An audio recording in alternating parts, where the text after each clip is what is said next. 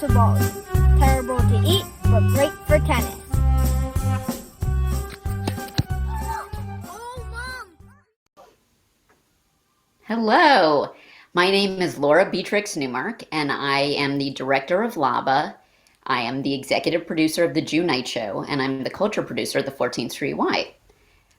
Today, I want to ask, why is this Seder different from other Seders?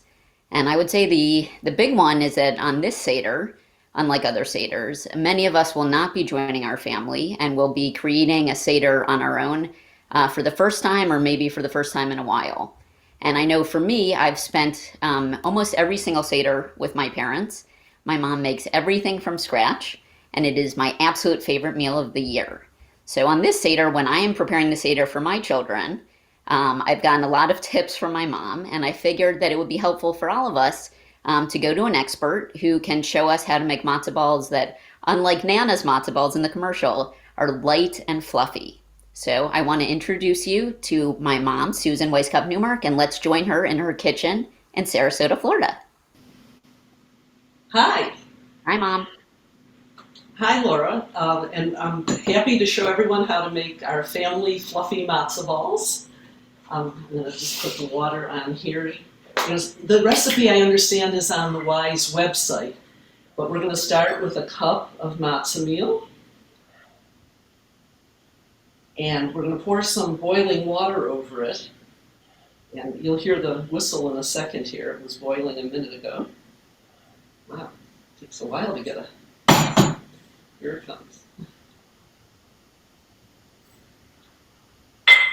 And the boiling water, you have to make sure you get all the crumbs out. I'm not going to wait for the hiss because I know it's boiling, because it was just a second ago. So here we go. Adding a cup of boiling water.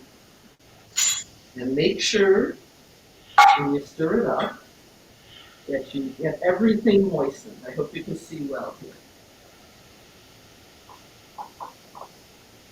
Sometimes it's perfect, sometimes there's some dry matzo meal and you have to add a drop or two, but only a drop or two.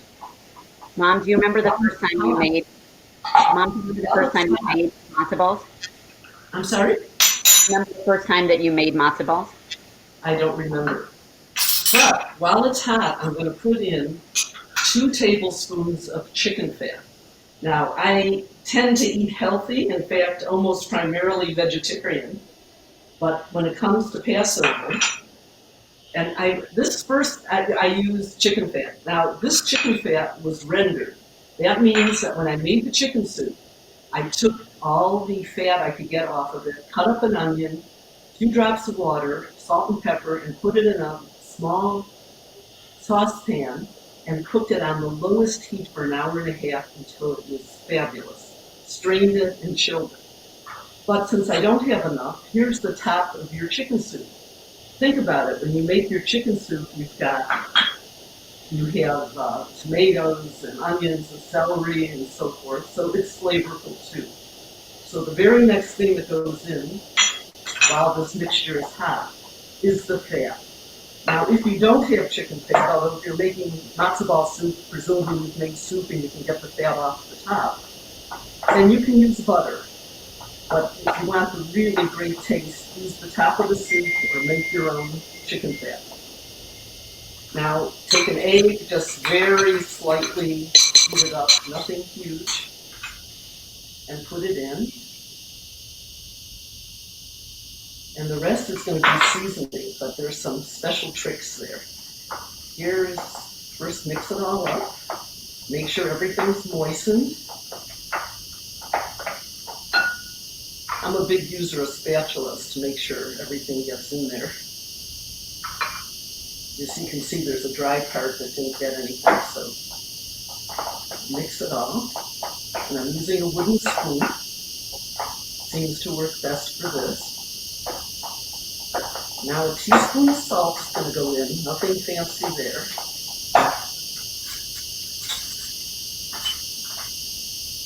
You have this cool little salt shaker that also can pour out the side for measurements.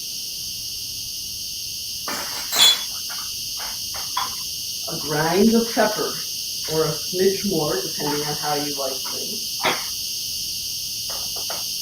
Mix it up.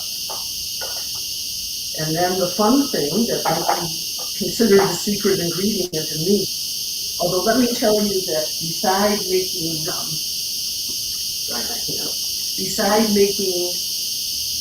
this way, I use nutmeg. I'm sure maybe you've seen, this is a real nut. You cut it in half like this, use a microplane, and just perfume it a little bit with some fresh nutmeg. I can't even tell you how much. Now, a lot of people like raw dough and things. I'm not one of those. I'm a sniffer. So I just can go like this and say, not enough.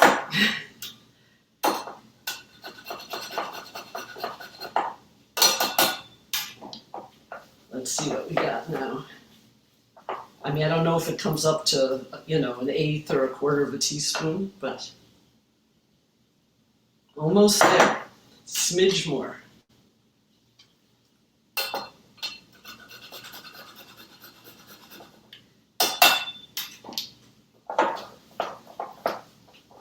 This should do it. You want a nice sort of perfume, but not overpowering.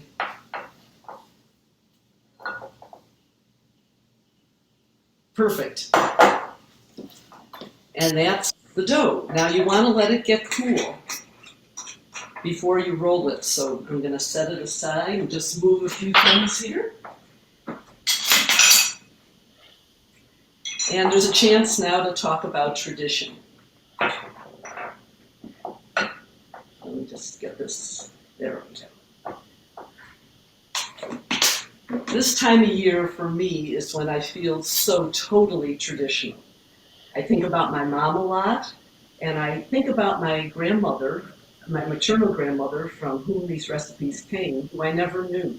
She died 9 months after I was born, very tragically at 56 years old. But everyone said what a wonderful, loving, giving, caring person she was. She was a homemaker that made her own noodles. She was an excellent seamstress. She used to hand sew evening gowns for my mother, etc. And I think as a testament to what a wonderful person she was, her 4 children who had children, each named somebody after her. So we have Richard, Robert, Roberta, and Rana named after Rose. Grandma Rose came to this country. This is such an amazing story. And she was 10 years old the first time. That was her attempt. She took a train from Sambor in northern Ukraine to the Black Sea and to the North Sea, and somehow missed the boat. That's all I know. She did not make the connection, whether she didn't know where to go or what to do, or if the train was late, no idea. But somebody noticed that she was sitting on her bundle for a day and a half or longer, and got to talk to her or found someone who spoke Yiddish, and somehow she got back to Sambor. The next attempt, she made it. And think of an 11-year-old coming all the way across the ocean herself, getting to New York, and being met by a brother she didn't know. The first time, a brother 5 years older was supposed to meet her, but the second time he was not available to come to New York from Buffalo, where we lived, to pick her up. So a 12-year-old brother who she had never met picked her up. She spent a night in a hotel room with him. She shared the bed with him and got to Buffalo on the train the next day. Think about it in today's terms. Just amazing. And I was also wondering about the ticket. We didn't have the internet, although I guess they had cable. So somehow she got to America at age 11. So thinking about all the female ancestors, when Laura was to become a bat mitzvah, I was aware of a woman who made beautiful challah covers out of fabrics. So I gathered textiles from all her female ancestors. I cut out a little piece of my wedding gown, got things from her grandmothers and great-grandmothers. There's a piece of lace from the wedding nightgown of the person she's named for, and made into a beautiful challah cover, which we presented to Laura at her bat mitzvah. the message with it was that this represented all the people who came before her. The strong women. Coming to America at 11, you had to be pretty tough. And also I was thinking, be a wonderful person without somebody mentoring you. But anyway, the hollow cover represented everybody coming before and was handing down the tradition to Laura as the guardian of the next generations. And that's what tradition's all about and what I love about the holiday always. So these are not really cool enough to roll now, but you should really let them cool for maybe half hour or so. But I just wanted to say a few things about this part of the process. And that is, I used to always chill the dough for the rest of the day, boil the soup, and just when everybody was coming, dressed up and wearing an apron, I was busy rolling matzo balls. And that got old. So a couple years ago, I thought, why don't I just chill them and put them in, which works perfectly. So I'm putting my hands in cold water, taking that so it won't stick. We're going to make these the size of a walnut. That is a walnut before it's opened.